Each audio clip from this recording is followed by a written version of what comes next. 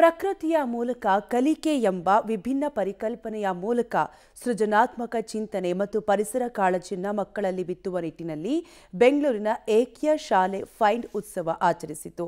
CMR ಸಮೂಹ ಸಂಸ್ಥೆಗಳ ಭಾಗವಾದ ಬೆಂಗಳೂರಿನ ನೈಸ್ ರಸ್ತೆಯಲ್ಲಿರುವ ಏಕ್ಯ ಶಾಲೆ ಸಭಾಂಗಣದಲ್ಲಿ ಆಯೋಜಿಸಿದ ಫೈಂಡ್ ಉತ್ಸವ 2025 ಕಾರ್ಯಕ್ರಮವನ್ನು ಉದ್ಘಾಟಿಸಲಾಯಿತು.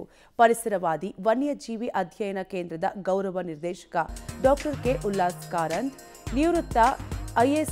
ನಿವೃತ್ತ ಐಎಫ್ಎಸ್ ಅಧಿಕಾರಿ ಡಾಕ್ಟರ್ ಎಎನ್ ಯಲ್ಲಪ್ಪರೆಡ್ಡಿ, ಸಿಎಂಆರ್ ಸಮೂಹ ಶಿಕ್ಷಣ ಸಂಸ್ಥೆಗಳು ಮತ್ತು ಸಿಎಂಆರ್ ವಿಶ್ವವಿದ್ಯಾಲಯದ ಅಧ್ಯಕ್ಷ ಡಾಕ್ಟರ್ ಕೆಸಿ ರಾಮಮೂರ್ತಿ ಭಾಗಿಯಾಗಿದ್ದರು. To make this future a reality, we built a school in Bangalore, the very first of its kind in India.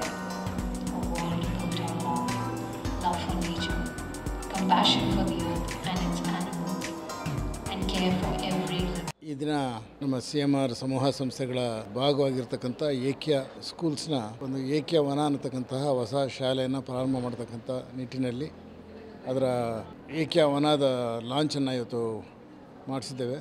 ಏಕ್ಯ ವನ ಮಕ್ಕಳಿಗೆ ಪ್ರಕೃತಿಯ ಮಡಿಲಲ್ಲಿದ್ದು ಪ್ರಕೃತಿಯ ಮೂಲಕ ಜೀವನದ ಅನೇಕ ಪಾಠಗಳನ್ನು, ಅನೇಕ ಸ್ವಾಭಾವಿಕವಾಗಿ ಬೇಕಾಗಿರ್ತಕ್ಕಂಥ ವಿಷಯಗಳನ್ನು ಕಲಿತಕ್ಕಂತಹ ಒಂದು ಅಪೂರ್ವ ಅವಕಾಶ.